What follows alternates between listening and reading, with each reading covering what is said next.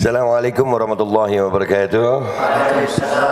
Bismillah walhamdulillah wassalatu wassalamu ala rasulillah sayyidina wa maulana Muhammad ibn Abdullah wa ala alihi wa sahbihi wa wala. Asyhadu an la ilaha illallah wa asyhadu anna Muhammadar Rasulullah.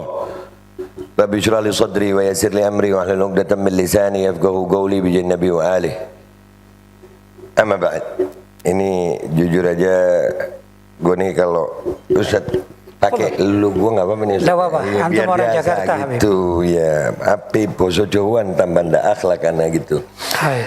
Jadi Ustaz, alhamdulillah ini Ustaz, antum bisa manggil anak ke sini dan ini sebenarnya salah Ustaz Ana. Karena yang salah ini mestinya tanpa dipanggil mestinya kami datang. Cuman karena memang lebih ke arah muhtaram ke ulama Ustaz. Karena sampai hari ini terkenal katanya orang sih Ustaz, pada Anda tidak merasa katanya orang kritikan ini terlalu pedas, terlalu berani katanya orang, sebetulnya Anda tidak merasa itu. Cuman alhamdulillah sampai hari ini saya belum pernah mengkritik ulama. Alhamdulillah karena walaupun berbeda pendapat Al-Fakir termasuk orang yang sependapat dengan antum dari dulu. Antum salah satu ulama yang minan Nahdlatul Ulama yang kami ini beda ini. Antum terus siapa namanya Kiai Idrus Romli, alhamdulillah Gus Qayyum, Gus Najih. Nah, mudah-mudahan antum umur panjang sehat afiat. Amin. Antum ini harapan kami Ahlussunnah wal Jamaah, karena sekarang ini Ustaz dari yang Al-Fakir tahu bahwasanya propaganda perpecahan ini makin di apa itu namanya dimasifkan, makin banyak, dan suka nggak suka kita ini Islam ini adalah agama paling besar di Indonesia. Alhamdulillah. Dan Ahlussunnah wal Jamaah ini adalah kelompok Islam yang paling besar di Indonesia. Jadi kalau mau merusak Islam, rusak Ahlussunnahnya dulu. Kalau mau mecah Islam, pecah Ahlussunnahnya dulu. Sampai sekarang kan kita melihat ada beberapa firqah ini. Ya, bahkan Nahdlatul Ulama udah ada Nahdlatul Ulama yang secara struktural, ada secara kultural. Nah, itu kan termasuk kita melihatnya, ya Allah kok sampai begini, Ustaz. Dan alhamdulillah kita dapat kitab ini, Kiai Haji Hasyim Asy'ari. Pertanyaan pertama, Ustaz. Pertama. Baik. Yang antum lihat sekarang ini, para ulama dari Nahdlatul Ulama. Bukan kapasitas saya soalnya menilai ini, antum kan ulama juga. Sejauh mana ulama sekarang ini sudah terlepas dari apa yang dicita-citakan oleh Kiai Hasyim Asy'ari? Baik, sebelumnya saya ucapkan ahlan wa sahlan Babi Aldo yang sudi singgah di padepokan kami ya, yang kecil mungil ini ya. Mudah-mudahan antum di sini betah ya, alhamdulillah. Saya lama juga ikut beberapa kali podcast antum dengan beberapa pihak, mulai dari yang slow sampai yang apa namanya istilahnya, slow rock gitu ya. Dan ya memang dikatakan apa ya, setiap kita ini punya karakter sendiri-sendiri ya. Di kalangan para sahabat itu ada yang namanya Sayyidina Abu Bakar As-Siddiq yang orangnya halim ya. Halim, bijaksana kan itu. Ada Sayyidina Umar bin Khattab yang memang tegas ya. Bahkan kalau saya mengatakan senang beliau dikatakan keras. Dan keras itu tidak aib gitu. Yang penting dalam kebenaran. Walaupun orang lain mengatakan aib, itu terserah. Kalau saya menilai keras itu tidak aib kalau dalam kebenaran, karena Rasulullah SAW pernah juga marah sampai ihmarrat wajhuhu gitu, merah padam wajah Rasulullah. Berarti dalam bab itu kan keras juga gitu. Makanya di dalam bahasa Al-Quran asyidda alal kufar, asyidda itu bukan tegas, namanya asyidda. Kalau kita jujur buka kamus ya namanya keras gitu ya. Apa yang antum sampaikan juga ada yang model seperti Sayyidina Abu Bakar As-Siddiq gitu ya. Ada juga yang seperti Sayyidina Umar bin Khattab. Itu karakter-karakter ya. Ada juga yang memang seperti Sayyidina Utsman bin Affan itu.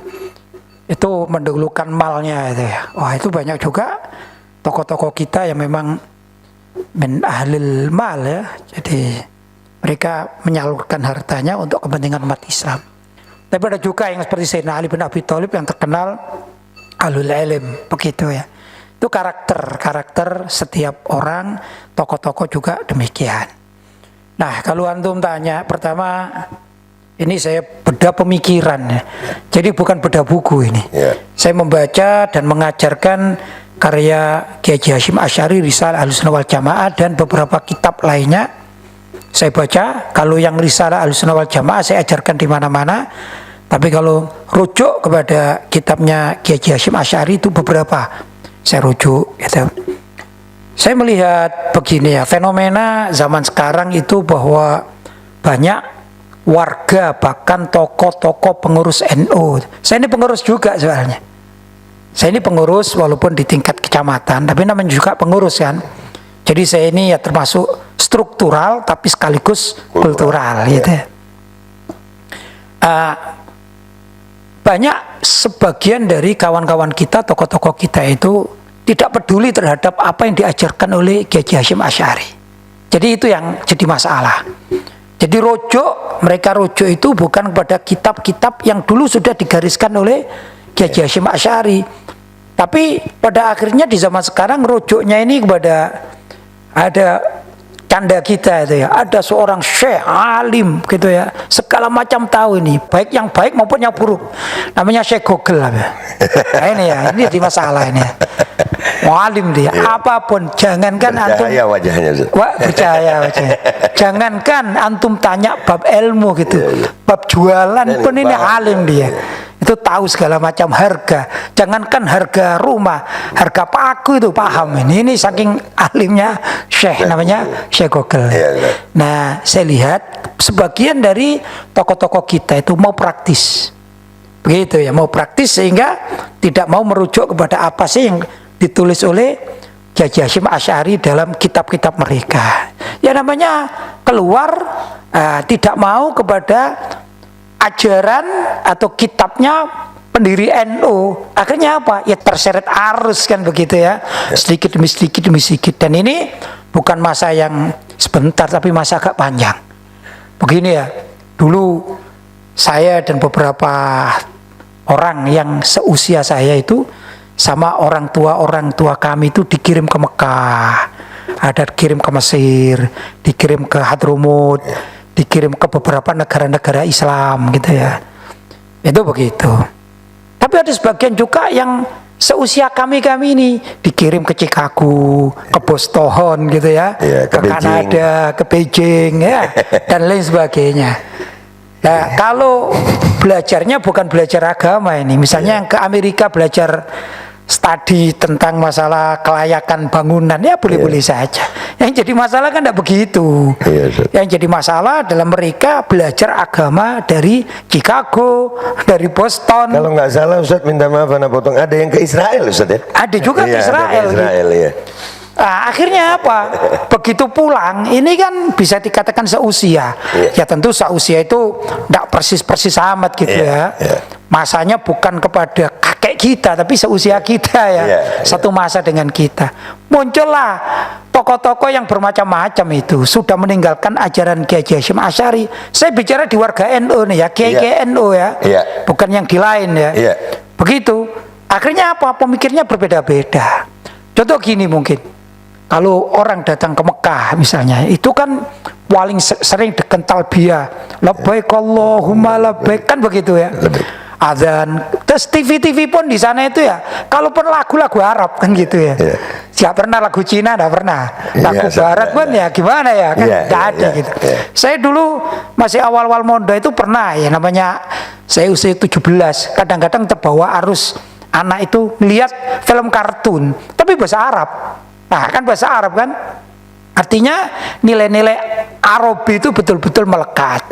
Assalamualaikum, bismillahirrahmanirrahim, kan gitu. Sebagian yang berangkat ke Eropa, ya otomatis, atau ke Barat, otomatis mereka terbiasa dengan dunia Barat. Saya ini punya kawan saya ini Ya, Masya Allah, saya tidak katakan orang pesantren enggak, tapi orang baik-baik. Gitu, baik-baik, Masya Allah. Waktu itu SMP sama saya, pernah satu bangku sama saya. Kan berarti akrab ya gitu. Kemudian saya berangkat ke mana? Ke Mekah, dia berangkat ke Inggris karena dapat beasiswa. Bagus, ya ahli matematika. Dan kimia kalau tidak salah, dia ngambil kimia atau apa itu.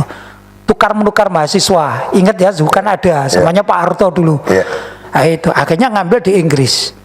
Nah, setelah itu kita komunikasi dengan ya kawan tersebut. Akhirnya dia ini foto bawa bir, minuman keras. Saya bilang kasihan kamu, kenapa? Lu enggak, kalau di Eropa itu minum keras itu biasa seperti minum air mineral katanya. Apalagi di sini dingin gitu. Akhirnya dia tanya, apa hukumnya? Saya katakan ya, saya arahkan lah. Pada akhirnya alhamdulillah tobat, kemudian bilang sama saya gini, saya gimana caranya pergi ke Mekah biar lihat Mekah saya. Akhirnya ikut haji, ya bertemu di Mekah, pulang jadi orang baik. Tapi ini pergaulan waktu di Eropa, jadi minum bir itu dianggap biasa. Jelas-jelas minum bir, minuman keras ini miras itu. Nah ini kan berarti apa? Nilai yang ada di lingkungan, maksudnya peradaban itu, peradaban di Arab, peradaban di Eropa kan berbeda. Loh kalau yang dipelajari itu, kalau tadi ilmu matematika, fisika ya no problem dalam keilmuannya, mungkin perilakunya tadi.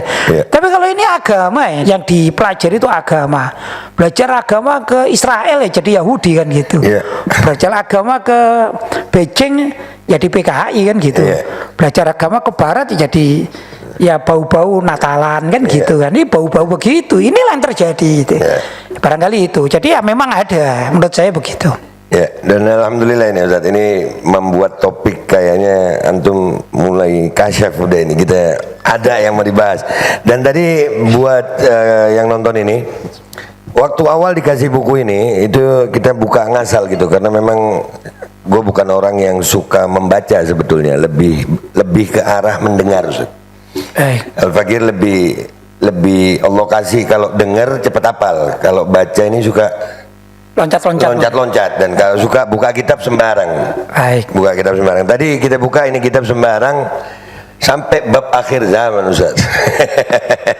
Ya, dan alhamdulillah selama 2 tahun ini Ustaz, saya ini lulusan SMA Ustaz. Lulusan SMA. Saya termasuk orang yang mungkin dikenal di Indonesia adalah orang yang menentang tentang masalah kesehatan.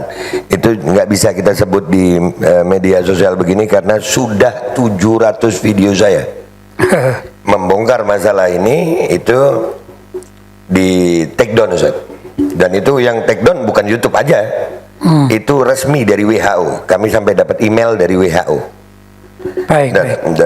Ini jujur aja Ustaz, saya malah mendapatkan ilmu ini dari orang-orang di luar agama Islam, dari non muslim, tentang akhir zaman.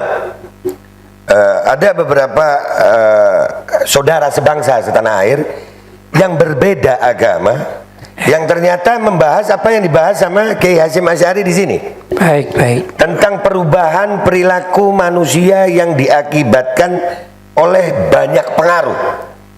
Dan pengaruh ini memang kalau kita dalam Islam itu kita menyebutnya Dajjal ya kan, karena memang akhir zaman Rasulullah itu bukan meramal. Kalau Rasulullah Sallallahu Alaihi Wasallam apa yang beliau sampaikan itu bukan ramalan, itu ya memang yang beliau, kita nggak boleh percaya Rasulullah meramal.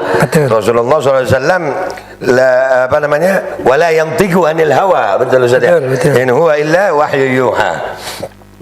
Artinya kenapa ulama-ulama kita ya ini sedikit sekali yang berani membahas tentang akhir zaman ini Ustaz. Dan ini perubahan perilaku manusia ini mestinya Islam, harusnya ulama-ulama kita berbicara masalah ini. Contoh Ustaz yang ini nyari bahasanya dulu Ustaz. Boleh minum susu Ustaz? Baik, silakan. Ya biasanya kopi soalnya Ustaz. Jadi kalau kena susu rada lemot saya.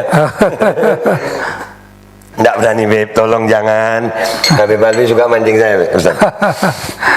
Ya, ada zat-zat yang sengaja dimasukkan ke dalam tubuh manusia yang kami teliti, kami punya datanya, bahwa zat-zat tersebut memang dibuat untuk merubah akhlak manusia, merubah perilaku manusia yang sudah tidak wajar. 2 tahun yang lalu, Ustaz, saya dimusuhi bahkan keluarga sendiri. Baik. Di saat saya menerangkan masalah ini, saya bilang kalian akan lihat 2 tahun setelah ini, kalian akan melihat manusia-manusia di Indonesia ini perilakunya bukan manusia. Perilakunya sudah di luar batas kewajaran, Ustaz. Sudah ada bapak hamili anak, Ustaz. Mantu sama mertua. Sama mertua. Kemarin, Ustaz, di Ponorogo, dalam 3 tahun kalau nggak salah lebih 1.000 orang siswi SMP SMA hamil di luar nikah. Tadi 500 sekian di Indramayu. Di Indramayu. Terus sudah banyak, ada disebutkan oleh Kiai Hashim di sini tadi saya, free sex di depan umum. Ya, di depan umum ada, dan itu sesuai dengan hadis. Nabi Shallallahu Alaihi Wasallam, orang nggak malu lagi, Yang jadi pertanyaan anak, Ustaz, di mana suara ulama ini untuk masalah ini? Kenapa anak justru mendengar ini? Ada ulama yang bersuara masalah ini, Ustaz, ada, tapi bukan dari Indonesia. Guru beliau, Abu Bakar Abu Bakar Adni al-Masyhur, sampai membuat kitab Fikih Tahawulat. Al-Fakir kemarin ketemu Habib Alwi ini baru pertama, Ustaz, udah asik. Ternyata beliau muridnya Habib Bakar, karena mungkin kan nggak ada yang kebetulan, Ustaz, di dunia ini. Nggak ada yang kebetulan, ada yang ngatur. Mungkin karena anak termasuk yang mencintai Habib Bakar Adni, dan ada ulama juga dari beliau Pakistan kalau nggak salah, cuman tinggal di London sama Amerika, Syekh Imran Hussein. Nah, yang dari kalangan ahlu sunnah ini mana gitu. Bahkan, Ustaz, kemarin kami sempat masalah ini ke MUI, Ustaz. Baik. Kami bertanya masalah ini sama MUI. Imam kami, jujur, Ustaz, saya ini pendapat saya ya. Saya nggak apa-apa dicap nggak nuruti pemerintah tapi nuruti ulama, nggak apa-apa. Andai kata saya nuruti ulama harus membuat saya di penjara, saya lakukan itu. Baik. Ya. Nah, yang jadi pertanyaan kami rindu pernyataan-pernyataan ulama yang membuat kami itu punya qudwah gitu. Semakin semangat. Selama ini saya berjuang, nggak ada ulama, nggak ada. Ulamanya mengakui saya benar, tapi di saat saya bilang, ayo bantu bikin kalam, bantu anak, supaya umat ini mau mendengar itu. Ini sudah ada bukti-bukti. Allah mas'ulun inda Rasulullah. Ya, antum-antum yang ulama. Nah, ini pertanyaan ini padahal antum sudah nulis ini. Baik. Ada di sini. Ternyata apa yang Anda perjuangkan sekarang itu ada dalam pemikiran Kiai Haji Hashim Asy'ari. Padahal Anda baru baca bukunya. Baik. Nah, kira-kira menurut antum ini, Ustaz, kenapa ulama ini begini? Mungkin kenapa antum begini? Baik. Siap, Ustaz. Saya jawab. Betul, Ustaz. Pertama, seorang ulama itu ada beberapa yang perlu disampaikan oleh orang tersebut, ulama tersebut, dan metode penyampaian juga bermacam-macam. Metode penyampaian ada kalanya dengan ceramah, ada kalanya kalau sekarang dengan podcast, tapi ada kalanya juga dengan tulisan, begitu ya. Dan tidak kalah banyaknya tulisan-tulisan itu sebenarnya kalau kita jujur ya, membahas tentang masalah akhir zaman.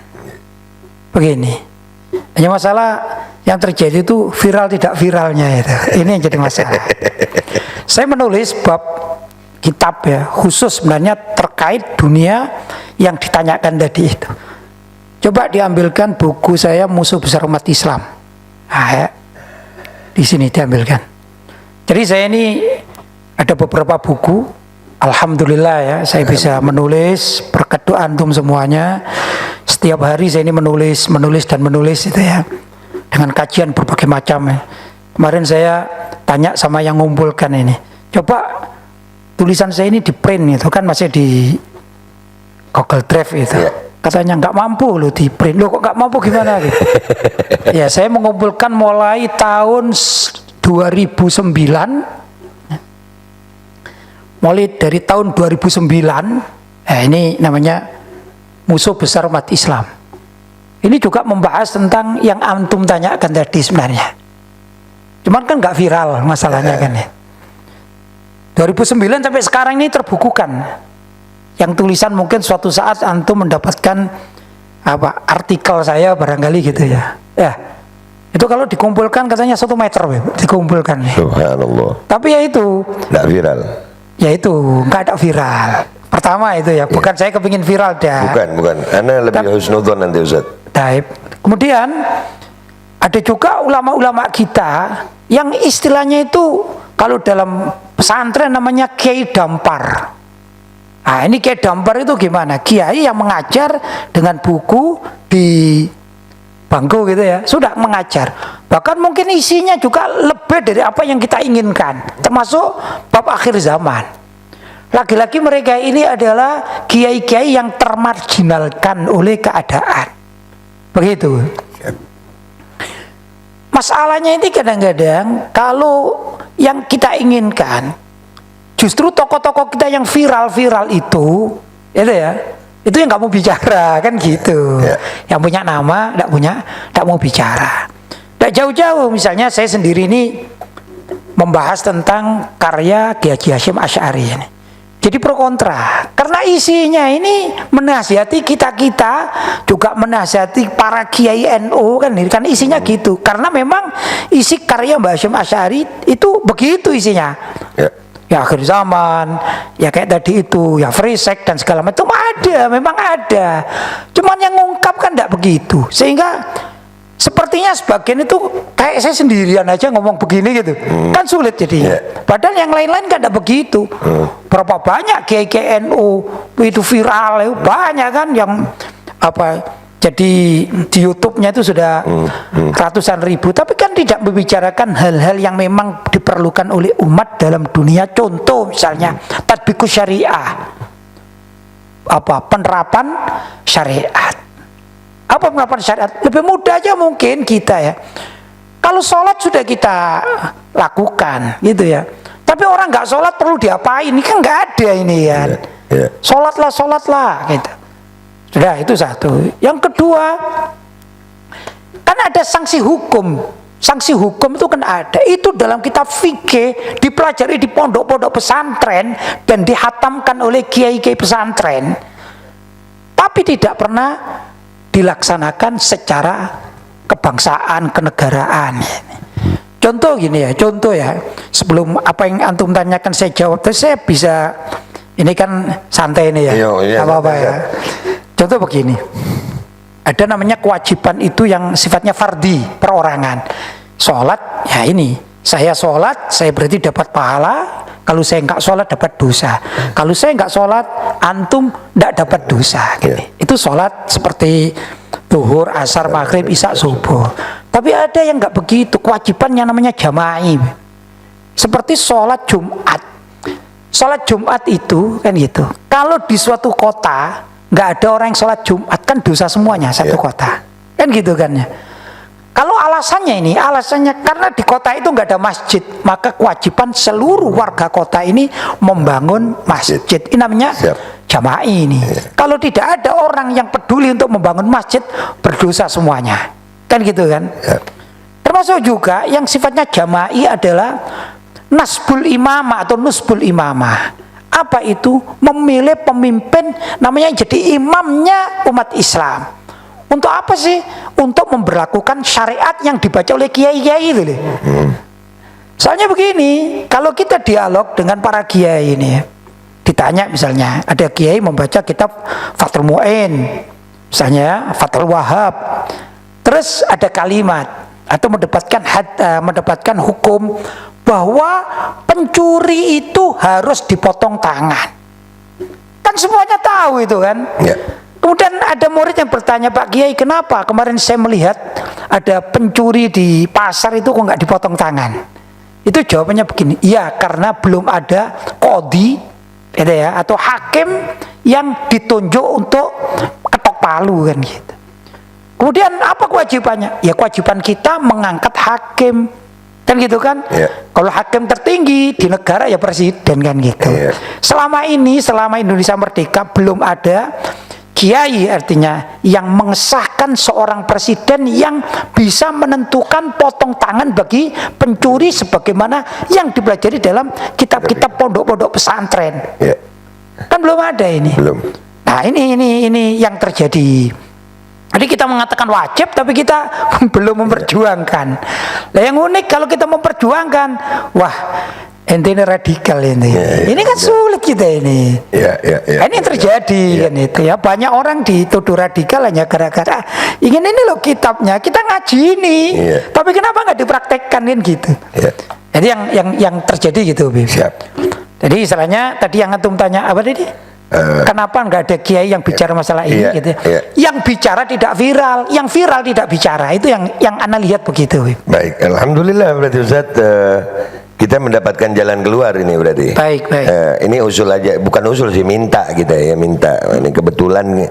Alhamdulillah, doakan Ustaz. Insyaallah Bapak Aldo akan lama di Malang. Amin. Karena doakan juga ada Darul Aitam yang mau kita bangun di sini. Alhamdulillah. Ada tanggung jawab kita dan. Baik. Kan tidak ada yang kebetulan di dunia ini. Tidak ada yang kebetulan. Saya ketemu Habibana Alwi apa ini semua. Ternyata Habib Alwi mau ngajak antum. Jadi meneruskan ini Ustaz. Gimana kalau kan antum berbicara masalah ini. Antum berbicara. Ana bagian viralnya Ustaz. Ya, jadi selama ini tidak sedikit ulama kita ana mintakan untuk ini, mereka bilang jangan. Apakah antum termasuk menolak viral untuk menyampaikan ini Ustaz? Kenapa harus menolak? Berarti alhamdulillah. Satu kebenaran sampaikan saja sesuai dengan kaidah yang ada di dalam syariat kan gitu. Alhamdulillah, ini yang kita perlukan dan alhamdulillah walaupun nggak minum kopi gue dapat enak ini hari ini dapat enak. Nah buat pemirsa channel Bapak Aldo, kalian komentar di bawah. Kita akan meminta Kiai Lutfi untuk bisa menjawab pertanyaan kalian seputar masalah akhir zaman. Baik, mudah-mudahan saya bisa, mudah-mudahan. Ya, kalau antum nggak bisa, nggak apa-apa juga Ustadz. Artinya kami punya gutwah.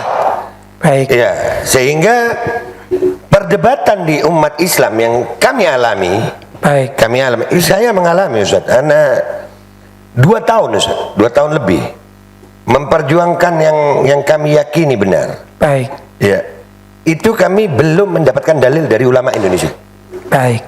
Ya, bahkan Ustadz, zat yang dimasukkan itu saya tidak mau nyebut namanya karena pasti saya dibredel. Ya. Itu fatwa MUI kami pegang loh Ustadz. MUI mengatakan itu mubah, bukan halal, karena memang ada zat haram. Ada diperbolehkan karena doruri katanya. Oh ya. Nah sementara kami kalau diajak diskusi demi Allah kami bisa membuktikan bahwasanya tidak ada kedaruratan, tidak ada. Dan kalaupun harus ada kedaruratan jangan sampai menggagalkan iman. Betul. Iya, minta maaf ini Ustaz, ini sekitar curhat. Mumpung antum udah mau. Seminggu sekali ini hari apa ini sekarang? Selasa ya? Selasa. Berarti mudah-mudahan kita akan terus kontek-kontekan 2 minggu sekali atau seminggu sekali. Anda akan kumpulkan pertanyaan tentang akhir zaman Ustaz. Tapi ini curhat dulu Ustaz. Baik.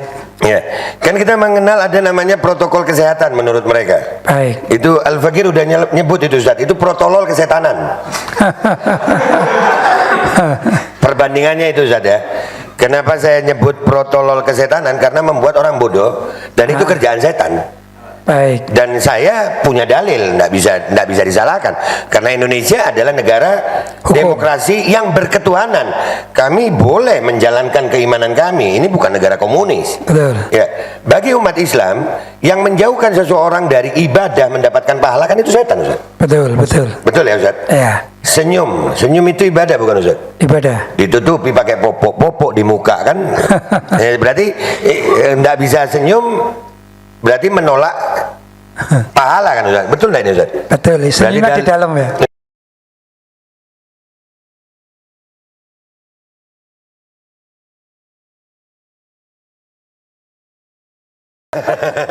Yang ngomong ya ini nyari dalil Ustaz. Musafaha Ustaz. Afwan Ustaz. Baik. Musafaha, boleh musafaha lagi anak sama antum. Loh, apa? Astagfirullahaladzim. Musafaha ini ada dalilnya enggak Ustaz? Ada. Bisa menghapus dosa? Bisa menghapus dosa. Ada dalil itu Ustaz? Ada dalilnya. Sekarang disuruh begini Ustaz. Maksudnya? Musafahanya gara-gara gini. Iya. Oh ya. Ada yang gini. Ini setan Ustaz, ngilangkan pahala. Ya, bukan setan. Bapaknya setan. Wah, ini cocok kan. Kiai Lutfi umur panjang sehat afiat, kita perlu ulama begini insyaallah. Ada lagi Ustaz yang lebih setan Ustaz. Terjadi di masjid Ustaz. Terjadi di masjid. Yang perintah sawu sufufakum ini Rasul sallallahu alaihi wasallam. Baik. Ya, gara-gara ini Ustaz, setan dikasih tempat Ustaz, dikasih tanda. Fadhalu ya syaitan. Fadhalu ma'ana. Ya, dipersilakan Ustaz. Di masjid. Iya. Dan yang tololnya Ustaz, minta maaf kan gua bukan kiai, enggak apa-apa ngomong tolol gue. Allahumma sholli ala sayyidina Muhammad sallallahu alaihi wasallam. Yang lebih tololnya Ustaz, di saat sholat renggang-renggang ngambil sandal boleh rapat, tidak dikasih tempat itu sandal, tidak dikasih tempat. Nah ini yang harus kami berharap ada ulama-ulama yang berani mengatakan yang hak dalam bab ini Ustaz. Karena jujur Ustaz, nggak sedikit juga Ustaz, tidak sedikit kami temui. Ya, apalagi Anda ini ya punya pondok, kalau tidak pondok Anda ditutup. Kalau ndak pondok Anda begini. Ini yang kalau udah cerita punya pondok Ustaz. Iya. Berarti kelasnya ulama Ustaz. Oke. Iya. Ini mudah-mudahan Saya padepokan ini. ya, jadi artinya Ustaz, alhamdulillah pertemuan ini memberikan kepuasan terhadap dahaga kami. Masya Allah. Banyak Ustaz, banyak. Kami jujur aja saya malah dari agama lain yang membuat kami bersemangat dalam hal ini. Karena kami juga menemukan, hari ini saya menemukan di kitab yang antum susun ini. Mudah-mudahan ini manfaat buat Amin, Muhammad amin. sallallahu alaihi wasallam. Amin. Bahwasanya di akhir zaman ini kita perlu banyak pertanyaan umat. Ada yang bilang ini ikhtiar Ustaz. Padahal kami sudah tunjukkan. Kayak MUI itu Ustaz. Loh, kami surati. Kami ikut dengan protokoler mereka. Cara mereka. Tapi kepentok Ustaz, karena inti kan bukan ulama, inti kan bukan susah Ustaz. Baik. Nah, mudah-mudahan Ustaz Lutfi mau, Kiai Lutfi mau, insyaallah mau seminggu sekali atau 2 minggu sekali kita akan datang begini Ustaz. Oke Ustaz. Baik, begini ya. Ngambil sikap. Iya. Mengambil sikap itu tentu bermacam-macam. Kalau saya dengan para santri, ada 2 pesantren di sini sama di pesantren ayah saya almarhum, dan saya sekarang yang pegang namanya pesantren Al-Quran PIG. Nah, itu kita kan bicara tentang masalah COVID kemarin itu ya, peristiwanya kan COVID. Ya. 2 tahun gitu ya. Iya. Jangan disebut Ustaz, nanti di bredel kita. Oh ya, antum di bredel anak enggak ya. Kalau anak di bredel sekarang, besok di akhirat kita bredel. Bukan Ustaz. Kalau di bredel akhirnya tujuan kita nggak tercapai Ustaz. Baik. Intinya 2 tahun kan begitu ya. Iya Ustaz. Memang kita tidak bisa ke masjid. Kalau di sini tidak bisa ke masjid. Masjidnya ditutup. Nah. Sudah ya. Tapi apa yang kita lakukan? Alhamdulillah di pesantren ini dan pesantren ayah saya, dan juga saya bikin dengan keluarga ini bikin pesantren lagi ketiga. Nah, sekarang santrinya sekitar 150-an. Jadi kalau semuanya ini jumlah 700 ya. Alhamdulillah. Alhamdulillah kita terapkan di pesantren itu sholatnya haram kalau renggang. Sepakat. Sudah.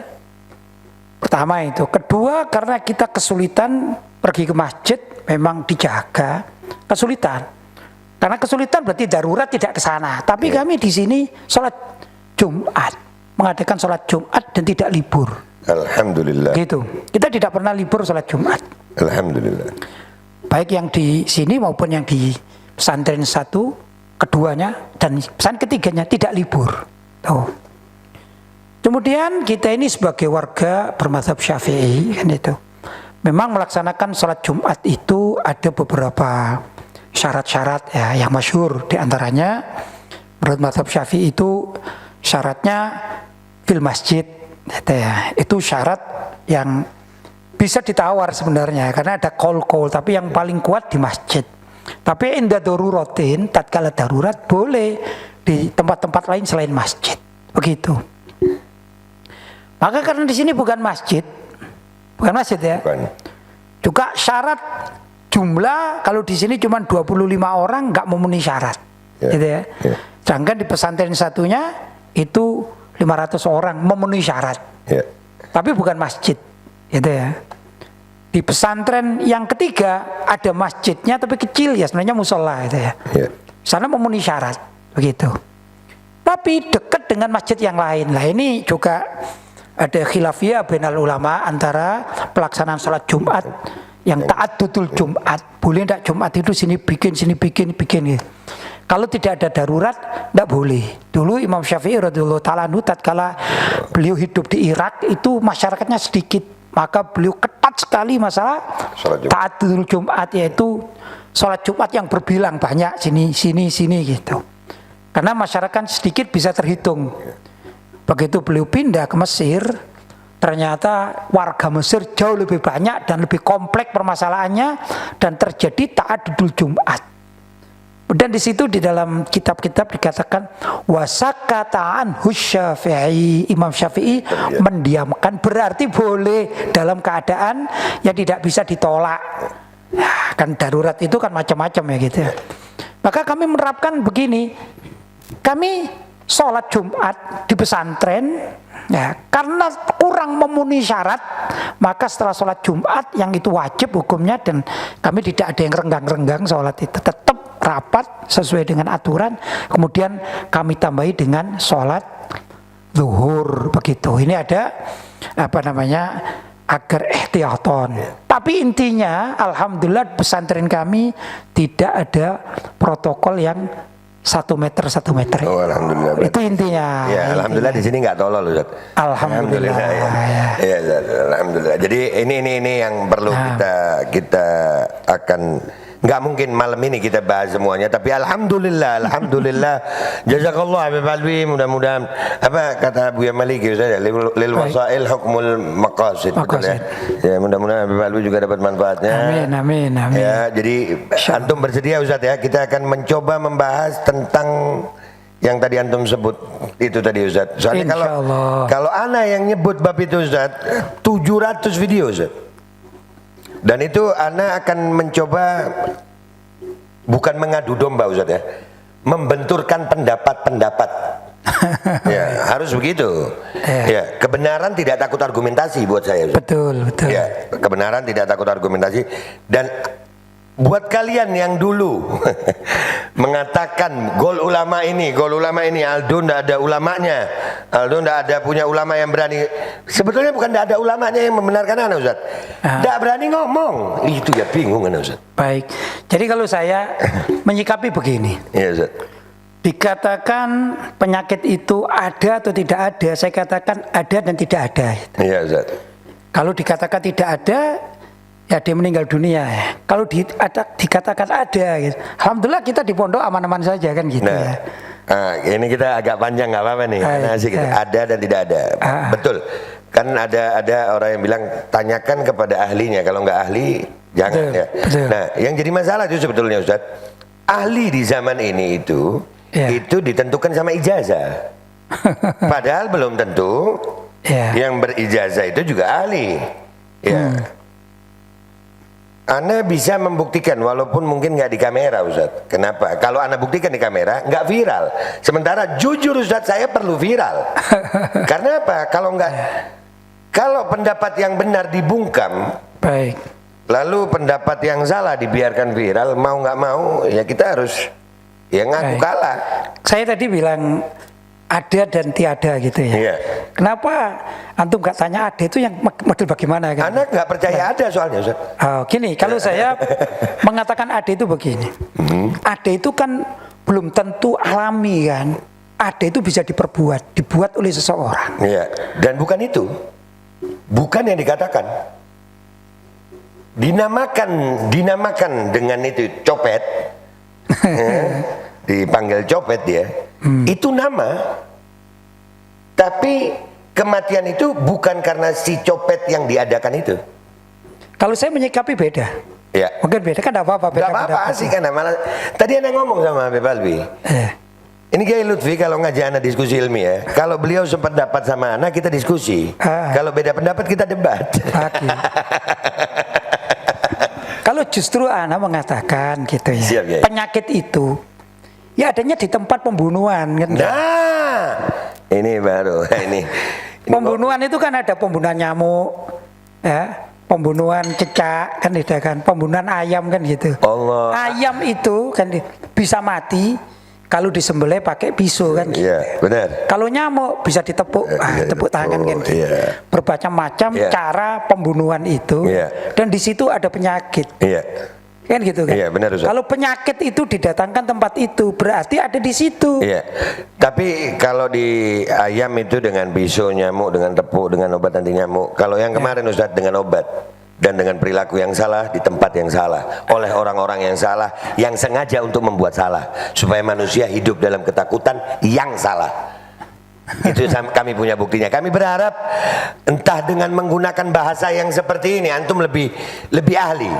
Gimana caranya pesan ini sampai ke masyarakat, ke umat Islam, bahwasanya jujur Ustaz, ada kalimat begini dari saudara-saudara sebangsa yang berbeda agama.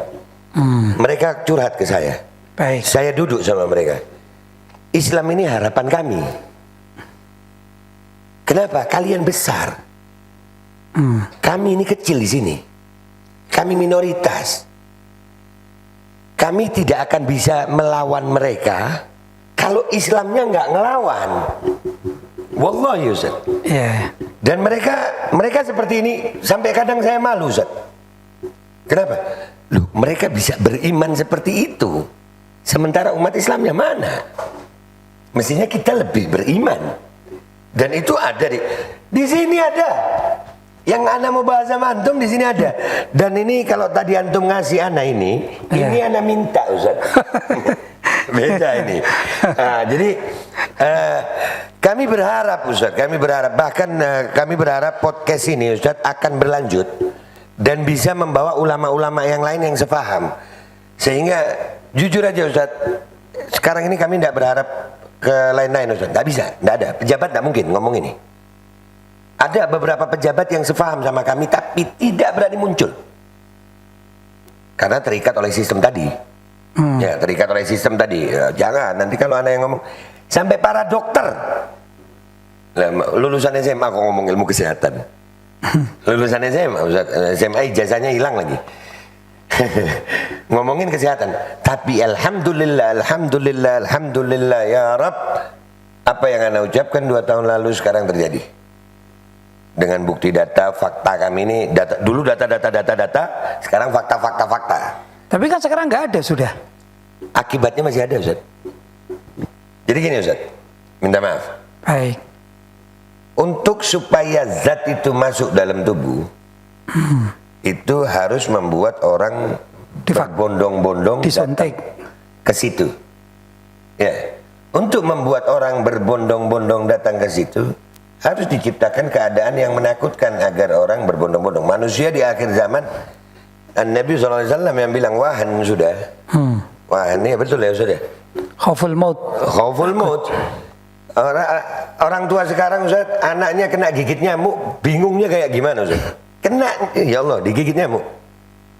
Orang tua kita dulu Ustaz, udah disiapkan sakit gitu orang ini. Sakit di Jarno. Mandi hujan, mandi.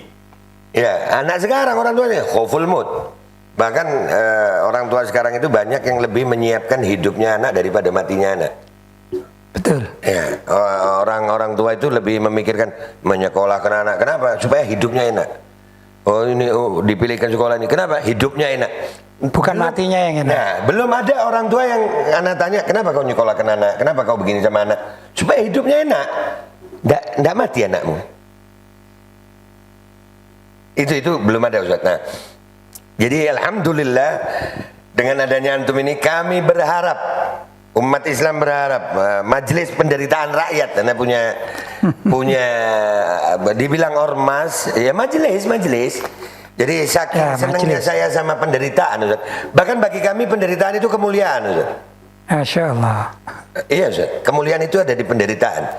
Sambal yang diulek lebih enak daripada sambal yang di blender. Oh, gitu. Karena yang diulek ada penderitaan di situ, ada usaha. Kayak gini ya? Ada usaha, ada yang nikmat. Nah, mudah-mudahan antum mau diajak menderita ini Ustaz.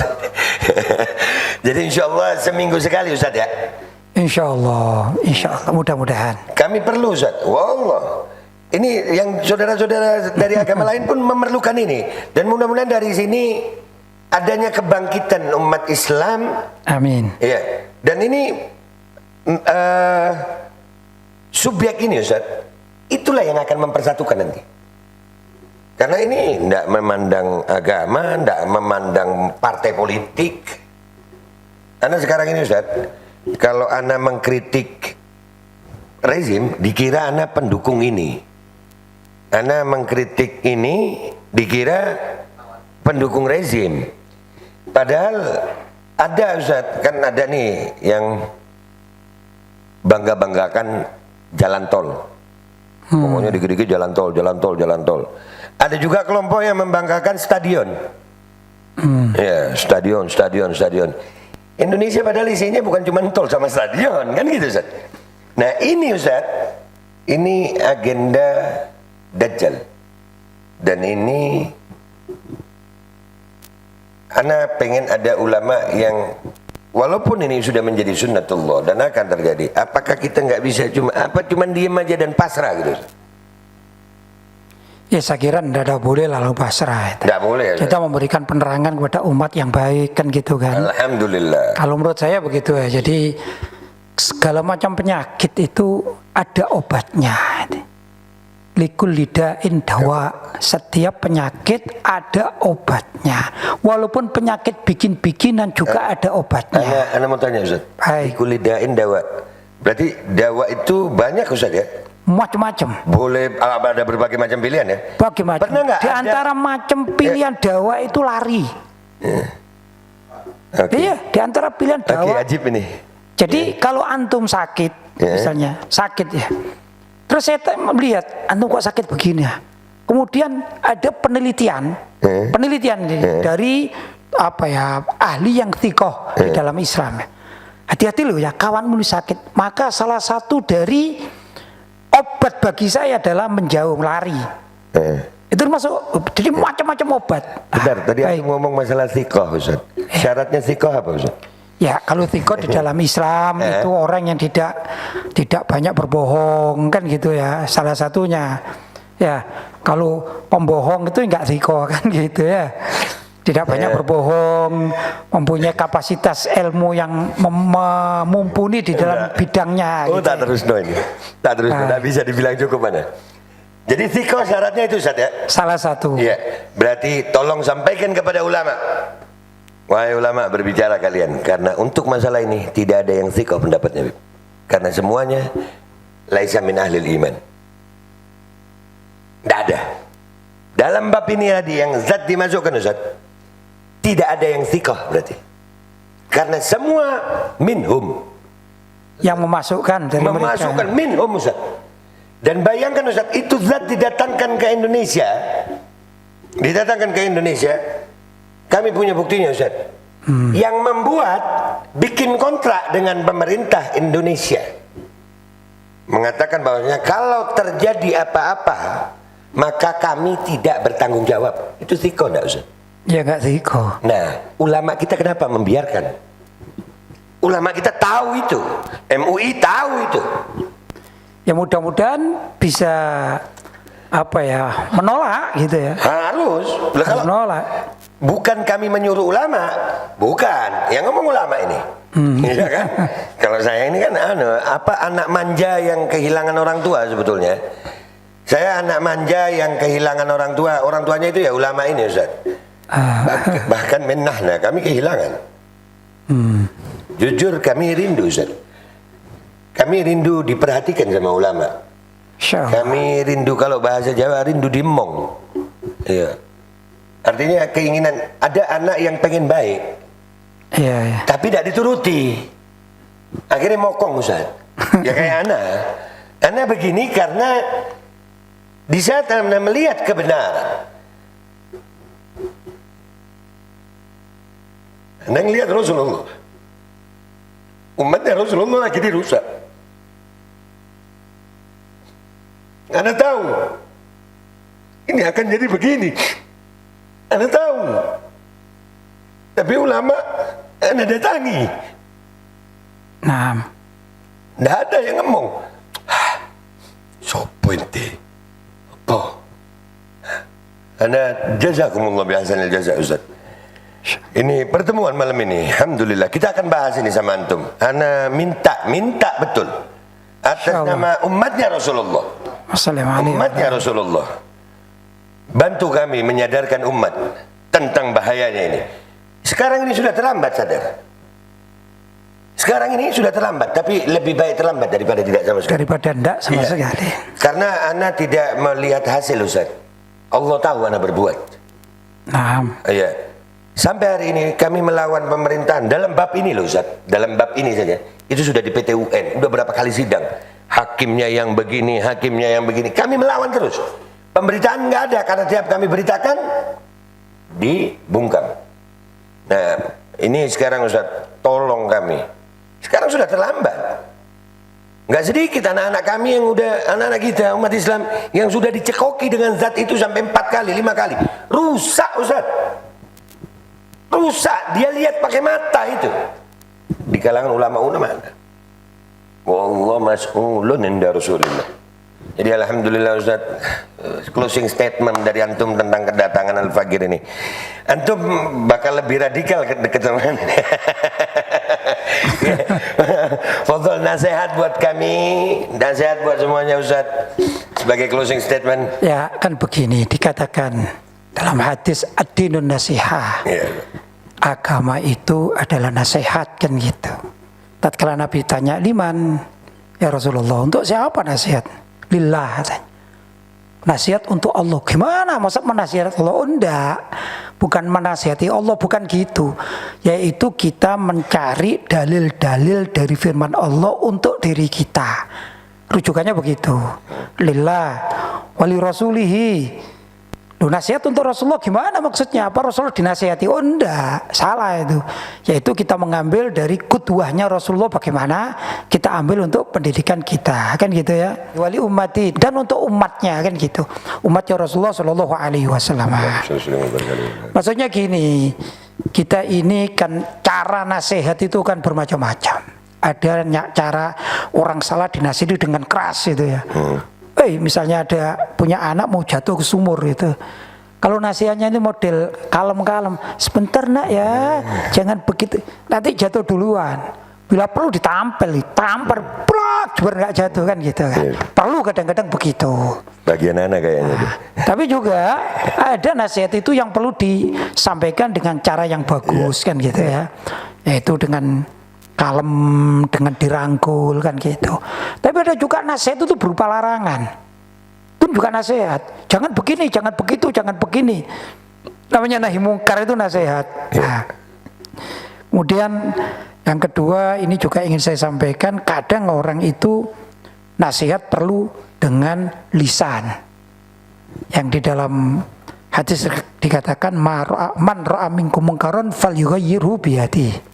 Fa illam yastati fa bilisanihi, fa illam yastati fa biqalbihi, wa dzalika ataful iman kan gitu ya. Barang siapa menyaksikan sebuah kemungkaran maka rubahlah dengan tanganmu. Lu tawilan ulama juga banyak. Tangannya betul-betul tangan begini gitu. Boleh dalam satu permasalahan boleh. Maksudnya tangan boleh dengan senjata. Kan zaman perang kan dengan senjata namanya kan gitu ya. Bahkan Rasulullah pun itu dalam riwayat itu kan pernah cambuknya Rasulullah kena salah satu sahabat Sayyidina Ukasha itu kemudian mau dibales kan gitu kan, walaupun pada akhirnya ada perubahan strateginya Sayyidina Ukasha kan gitu. Tapi itu kan namanya cambuk dengan cambuk tangan betulan, itu satu. Yang kedua dengan kekuatan tangan. Kekuatan itu tangan maksudnya pengaruh ya lewat pemerintahan misalnya. Kalau kita punya orang yang berpengaruh, pengaruh kita ini kita berbuat dengan pengaruh kita untuk kemaslahatan umat. Begitu, itu mestinya gitu. Fa'ilam istati, tapi kalau tidak mampu, fabilisanihi, maka hendaklah dengan lisannya. Kalau saya tambah ini dengan bahasa Indonesia, wabitulisanihi. Nah, ini dengan tulisan ini. Ini bukan namanya hadis ya, dengan bahasa Indonesia ya. Maka perlu juga kita sampaikan kepada ulama-ulama kita ya, itu menulis juga artikel-artikel yang mempengaruhi masyarakat yang bisa kepada penyadaran pada umat. Itu ya. Tapi fa'ilam istati, kalau memang itu tidak bisa, lisan tidak bisa, tulisan tidak mampu, fabiqalbihi, maka minimal dengan hatinya. Tapi ini ataful iman paling lemah kan gitu ya. Mudah-mudahan ya kalau ulama jangan lemah-lemah lah. Baru mau ngomongan gitu, aja jadi ulama kalau lemah iman.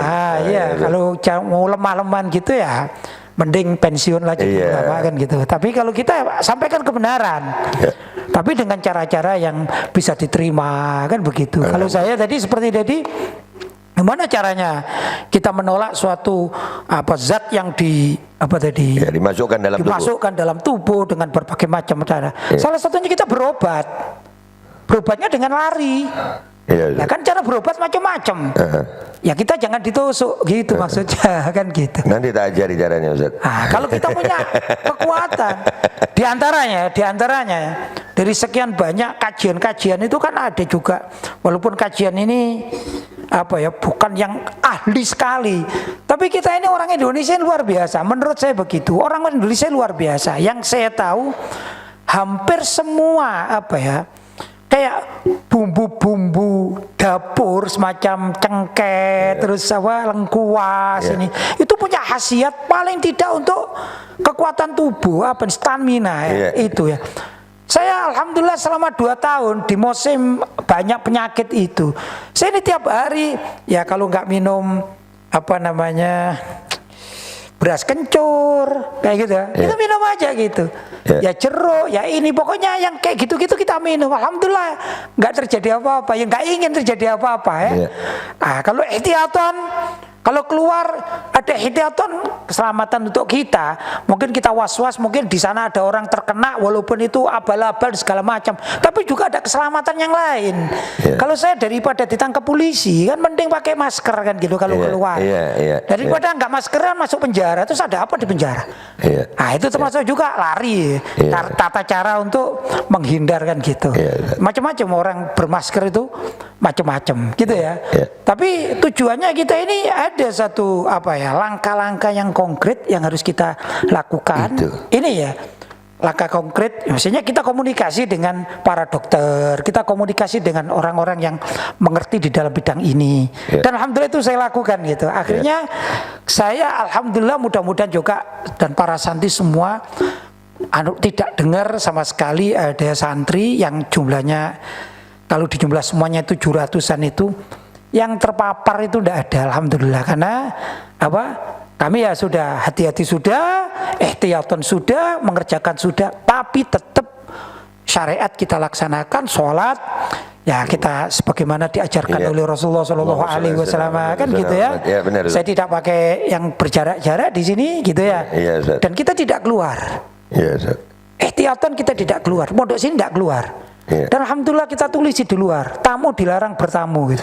Orang luar, polisi pun dilarang bertamu. Karena saya khawatir polisinya nih terpapar itu juga, mending nggak usah bertamu gitu. Dan polisi setempat kami ini paham semua, jangan bertamu ke situ, ditutup gitu. Alhamdulillah kami tertutup, tapi tetap belanja, nggak mati. Alhamdulillah gitu. Kita atur sedemikian rupa bisa. Makanya Ustaz, kenapa tadi Anda sebut itu protolol gitu Ustaz? Karena udah menemukan sesuatu yang ini orang sakit itu kan ada gejala Ustaz. Ya, disebut sakit itu karena ada gejala. Tanpa gejala ya tidak bisa disebut sakit tuh. Makan, minum. Tapi gini, yang ada itu ada gejala. Ada rata-rata yang masuk rumah sakit itu ada gejala. Saya tahu itu. Seperti antum misalnya sakit sakit punggung, kan harus ke rumah sakit. Cuman sudah di sana mati, itu yang bikin masalah kan. Jadi kita mau membahas itu nanti Ustaz. Artinya orang mempercayai manusia yang nggak punya gejala tapi sakit. Antum bayangin itu Ustaz. Ini udah kalau orang Jawa bilang mentok, jedok jedok ini tololnya jedok Ustaz. Sama Ustaz. Loh, sama aja orang lagi ngelihat orang duduk, wah ini lagi jalan-jalan ke sini. Lah khoyal ini Ustaz. Ini kok ini gendeng dah, ndak loro iki. Ya gitu loh Ustaz. Nah, musabab tanpa sebab. Padahal Allah bilang likulli syai'in sabab. Iya kan Ustaz. Nah, jadi insyaallah Ustaz, nasihat ini yang penting antum mau dulu. Yang pasti antum harus siap dicap radikal. Kalau saya dicap radikal sudah lama. Ya biasa-biasa saja, mau dicap saja gitu. Tapi alhamdulillah antum farhan kita di sini Ustaz ya. Alhamdulillah. Alhamdulillah. Jadi tugasnya Babe Aldo, nah ini agak ringan kita. Agak ringan. Kalau dulu Babe Aldo itu harus menjadi orang yang paham sekaligus viral. Padahal aslinya viral tuh Ustaz. Paham enggak? Karena gimana lulusan SMA ijazah hilang ngomongin masalah ini Ustaz, yang dibicarakan sedunia Ustaz. Ya wajar kalau orang itu ragu, itu sebetulnya wajar. Oh gendeng Aldo ini ada ya, saudara-saudara saya sendiri Ustaz yang tahu latar belakang saya itu mengatakan seperti itu cuma di film. Yang ente omongkan ini cuma di film. Tapi alhamdulillah hari ini mereka, oh iya ente benar. Nah artinya kedepannya ini Ustaz, kami berharap sekarang ini ada ulama seperti antum, mudah-mudahan antum umur panjang, sehat afiat, barokah ilmu. Amin. Izinkan kami datang seminggu sekali atau 2 minggu sekali atau sebulan sekali, insyaallah, dengan segudang pertanyaan dari umat Islam tentang masalah akhir zaman ini Ustaz. Insyaallah, mudah-mudahan saya bisa jawab. Kalau saya bisa jawab, saya jawab. Kalau tidak bisa, kata orang dulu PR gitu. Ana berharap kalau beliau tidak bisa jawab, makin banyak ulama yang duduk gitu. Iya kan Ustaz? La tanfuduna illa bisultan. Iya kan? Artinya kami berharap diskusi-diskusi seperti ini tentang akhir zaman ini antum bisa mengajak banyak lagi Ustaz. Bahkan jujur Ustaz, ana merindukan argumentasi. Baik. Ana merindukan zaman sekarang ini Ustaz, ada kelembutan Ustaz. Sampai-sampai ada udah kalimat begini, sudah daripada debat mending kita orang iya wis kainte. Lu ndak suka ana Ustaz. Ya bagi ana umat ini sudah terlalu jauh ketinggalan. Insyaallah. Ya jadi minta doanya dari antum dan nasihat buat Al-Fagir Ustaz. Nasihat. Oke, nasihat terakhir ya. Iya Ustaz, buat Al-Fagir. Kalau antum ada kesempatan, antum belajar namanya fikih peradaban. Kalau antum ada kesempatan, sebaiknya orang-orang Islam zaman sekarang perlu belajar fikih peradaban. Apa itu fikih peradaban? Yaitu peradaban maksudnya hadoro ya. Hadoro itu modernisasi ya. Gitu ya. Enak bahasa Arab hadoro sudah. Repot, saya gak pernah ke barat itu repot ya. Itu sudah ke Mekah hadoro gitu. Gitu ya. Baik. Hadoro ilmu kekinian gitu ya. Masalahnya begini, ilmu fikih peradaban itu sudah dibelokkan oleh banyak pihak. Begitu. Padahal namanya fikih, itu kan bicara fikih ya. Halal haram, halal haram. Al-Quran itu nggak ada namanya ketinggalan zaman. Kalau ada orang mengatakan Al-Quran itu ketinggalan zaman dan sudah tidak relevan untuk diterapkan, murtad. Maka kita harus fikih peradaban yang sesuai dengan syariat, sesuai dengan Al-Quran, sesuai dengan hadis, dan sesuai dengan pendapat para ulama salaf serta ahlul ijtihad. Minimal kita cari di imam-imam mazhab itu apa itu. Hanya saja kemasannya perlu diperbarui, kemasan itu. Kemasan itu begini.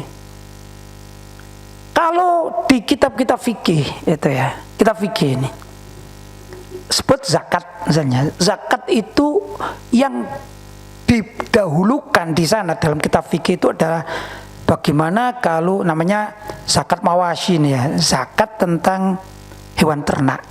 Begitu ya. Kalau zaman sekarang barangkali pembahasan bab zakat hewan ternak itu tidak ditaruh bab awal di dalam bab zakat. Begitu. Karena siapa yang berternak sekarang? Ternak sapi sampai 1.000, 2.000 siapa kecuali pedagang, walaupun ada. Tapi masyarakat tidak ke situ kan. Justru masyarakat ini mengalami suatu perubahan zaman. Gimana ada orang sekarang ini kaya tapi tidak bekerja. Tidak bekerja yang di situ letaknya orang harus bersusah payah gitu. Apa itu contohnya? Ya banyak YouTuber, mainan game online, kan gitu kan ya. Lah ini mestinya yang hadoro yang kayak gini ini dicarikan dalilnya, tapi sesuai dengan aturan Al-Quran, hadis, dan juga pendapat para umat salaf serta ulama-ulama kholaf. Di susunan fikihnya ini, susunan ya, bukan fikihnya diperbarui, hukumnya tidak bisa. Yang haram tetap haram. Cuman kalau misalnya ini ya, ada 1, 2, 3, 4 pembahasannya. Kalau dalam kitab fikih itu pertama bab mawasi, hewan ternak, mungkin hewan ternaknya ditaruh di bab terakhir kan gitu. Sehingga orang ini paham, anak-anak zaman sekarang paham, iya aku tetap perlu zakat, wajib zakat. Sekarang enggak nih, fikih hadoro atau fikih peradaban. Dalam kajian-kajian banyak tokoh ini justru cerita. Jadi sejarah tarikh peradaban itu anggap fikih peradaban. Ini kadang-kadang salah. Sehingga tidak mencerdaskan umat gitu. Ada lagi seringkali saya diundang dan ikut itu beberapa manasik haji. Namanya manasik haji itu ya belajar fikih haji. Misalnya orang laki-laki, mohon maaf ya, orang laki-laki mau tawaf harus pakai apa? Pakaian ihram yang tidak berjahit kan gitu kan? Berarti mohon maaf tidak boleh pakai celana dalam kan tidak boleh itu ya. Itu harus diajarkan. Kalau enggak ngerti maka ya dosa semua. Tapi yang namanya manasik haji itu kadang-kadang isinya bukan itu. Padahal manasik itu ya belajar fikih. Isinya apa ini? Kalau kalian mau berangkat maka kalian perlu bawa misalnya minyak kayu putih misalnya, karena di sana dingin. Jangan lupa ya jaketnya, kalau bisa bawa 3 kaos kaki. Bahkan saya pernah ikut manasik haji itu begini, agar kita ini tidak sulit kalau di Mekah, karena orang di Mekah itu tidak langsung bisa masak. Bila perlu bawa kompor, rice cooker kecil, dan bawa beras 1 kilo untuk hari pertama atau minggu pertama. Itu yang namanya manasik haji. Kan lucu ini. Jadi orang namanya pembodohan publik kan gitu. Demikian juga dengan fikih peradaban, tidak membahas hukumnya itu bagaimana yang bermanfaat. Contoh tadi yang antum tanyakan, kalau ada satu penyakit walaupun ini sudah dikelola menjadi suatu zat gitu ya, kemudian dimasukkan kepada tubuh seseorang, ini hukumnya apa? Halal apa haram? Itu fikih peradaban. Mestinya begitu. Maka harapan saya orang seperti antum yang viral-viral ini ya, juga belajarlah tentang fikih peradaban, dan banyak tokoh-tokoh yang memang mumpuni di dalam bab itu agar tidak hanyut di dalam pembodohan umat gitu ya. Saya kira begitu ya. Alhamdulillah. Wah, memang ngomong sama ulama ini Ustaz, jazakumullah bi ahsanil jazaa fid dunya wal akhirah. Afwan. Di otak saya sekarang udah ada satu konsep Ustaz, mudah-mudahan jalan itu. Amin. Kalau para politikus bisa bikin Indonesia Lawyer Club, mungkin di Malang nanti ada Indonesia Ulama Club kita bikin untuk termasuk yang syabab-syabab berdiskusi masalah ini. Kita kemas dengan apa yang sesuai Gen Z ya, dengan generasi Z ya, betul ya, yang anak-anak milenial. Masya Allah. Insya Allah kita akan itu kita terima Ustaz. Dan alhamdulillah tadi antum bilang masalah manasik haji. Ya, Ustaz, ya jadi tidak salah juga Ustaz kalau sudah makin banyak yang protolol. Ini yang manasik haji ada sudah goblok begitu, gimana yang ini yang haji ini syar'i yang wajib loh Ustaz. Ya artinya yang ini aja yang mestinya perhatiannya segitu udah segitu rusaknya, gimana yang ya jadi mafhum Ustaz, tapi insyaallah ini jadi cambuk, dan alhamdulillah Al-Fakir merasa bahagia betul. Mudah-mudahan Allah bahagiakan juga antum, Allah Amin. bahagiakan murid-murid antum. Amin, Allah amin. jadikan hati kami ini bahagia dengan kabar gembira untuk Rasulullah sallallahu alaihi Amin. wasallam. Allahumma salli alaihi Jadi wa alihi guys, wa sahbihi. buat kalian yang punya pertanyaan-pertanyaan tentang podcast ini, ya, ini belum ada namanya podcast ini nanti, tapi kayaknya harus, kadang-kadang harus gila Ustaz. Jadi mudah-mudahan Ustaz Lutfi, Kiai Lutfi nggak marah, bisa memahami kalau tiba-tiba ngasih judulnya itu rotok-rotok, membuat orang kayak alkohol Ustaz. Alkohol itu kalau ditaruh di kulit nggak ada luka, dingin Ustaz. Baik. Tapi kalau ada luka, Pedih. pedih. Jadi kalau ada yang pedih sama podcast ini, berarti ada luka di hatinya. Gua Bapak Aldo minta maaf kalau ada salah. Sampai jumpa di konten-konten gua berikutnya. Wabillahi taufiq wal hidayah wa ridha wal inayah wal afu minkum. Assalamualaikum warahmatullahi wabarakatuh. Waalaikumsalam warahmatullahi wabarakatuh. Allah umur panjang antum Ustaz.